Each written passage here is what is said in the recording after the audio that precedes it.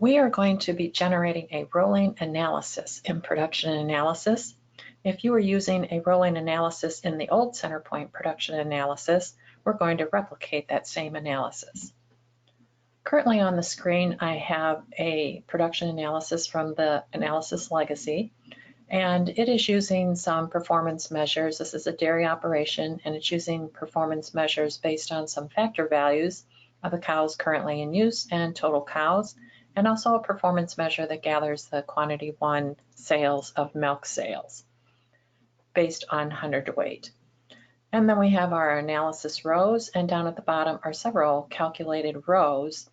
And the only thing that you're going to be needing from your analysis legacy are the formulas that are getting used in your calculated rows.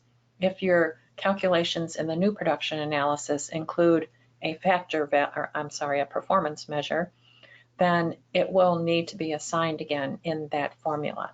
And if you need to know what that formula is, on your old analysis, if you highlight that calculation row at the bottom and right-click, go to Edit Calculation, that will give you the formula that's currently being used. And each one of these rows will be the formula for that particular calculation. So let's create our new analysis under Reporting Tools, Production Analysis, and Just Analysis. Notice that to get to your old ones, which you can get to until the end of the year, is under Analysis Legacy. We're going to go to Analysis, and we're going to click New to create a new one. And this will be a livestock analysis in our reports, and we're just going to call this a dairy rolling analysis. And we can use income statement for our format. Display level, we'll just leave it in account categories, or you could do any one of these levels to see more detail. We're going to display account category. We don't need products for this. And we have non-zero activity. We're not going to limit any accounts, and we want to expand when we first come into that analysis. Now we're going to go under Format Columns, and we're going to analyze by profit centers. And then we're going to select dairy. And we don't need to group. We're going to go to choose transaction data. We want a column representing our dollars. We want one representing our quantity 1. And then we're going to choose our performance measures. So we want the total units sold and check that we want it in amount. I'm going to change this to dollars per unit sold. And we want total cows, and we'll change this to a $. And we want cows in use. And we're just going to change this. This is just changing the label on your column, and I'm making it a little bit shorter. So we have our 3 different performance measures that we want included. If you have a performance measure that's included in one of your calculated rows, you want to make sure and include that in your analysis. You don't have to display it as a column. I'll show you how to hide that column if you don't want to see that all the time. But if that performance measure is used in a calculation, you want to go ahead and select it. So we have our columns. We could go to Order Columns, and we could order these different if we wanted to. And now we need to go to the filter and set what date range we want, and we want this year. That's the only filter we need here, and then our calculations. Here are the same calculations that it sees available from our old production analysis, and we're going to go ahead and select all of those. We've got those all selected, and now we're ready to click OK and generate our analysis. And that brought up our performance measures at the top with the same information of our total cows and cows in use, all of our spreadsheet of our different expenses and revenue and cost of goods. And here are our calculated rows down at the bottom. Notice that in our calculated rows we have error. That's because each one of these calculated rows includes a performance measure, and we need to get those reassigned. So I'm going to show you how to do that. We're going to start with one of the easier ones down at the bottom. So I'm going to go up to the calculations icon. That lists our different calculations, and all of the calculations with the check mark are the ones that are displayed, which they all are. I'm going to edit one of these. And we see that it says unknown, and that's because it's based on our calculation factor of the performance measure.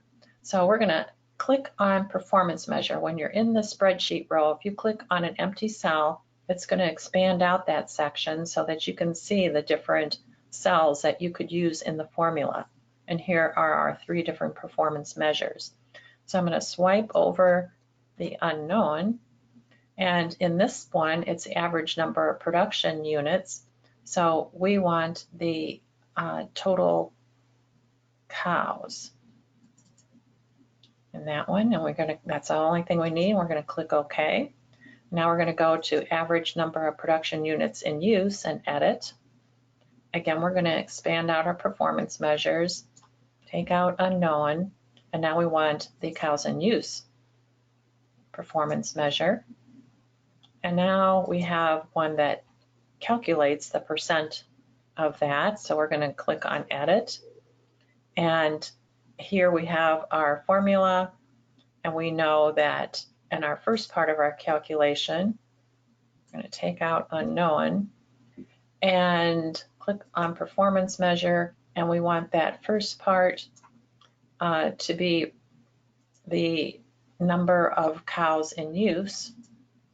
And it's going to be divided by the total cows. So I'm going to double click.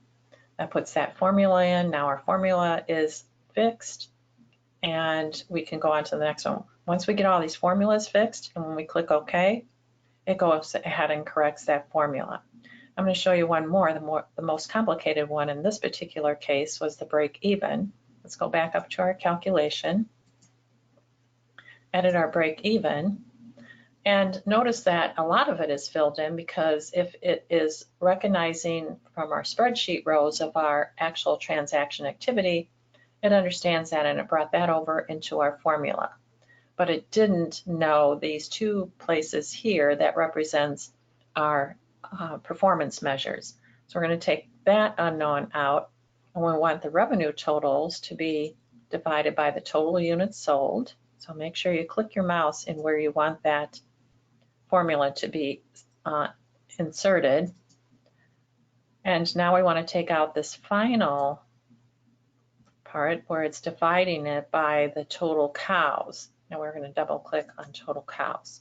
And now that formula is finished. Notice that our calculation is down here. It filled in all the numbers, and this should be the same result that you were expecting, which it was.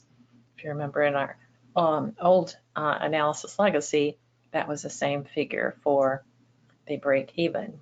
And I'm going to click OK, and it fills that out. So as you get all of your different calculations fixed for the right formula with the performance measure, this will all be showing you the right values down at the bottom. If we have more than one segment in this analysis, these calculations will be applied to all the different segments. And now this will be saved, so the next time that you open up your analysis, your calculations will be there. You won't have to redo those at all the next time that you use this.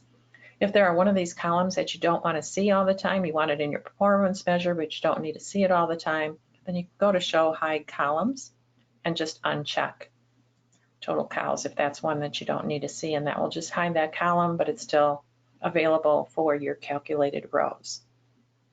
And that's how to set up your rolling analysis.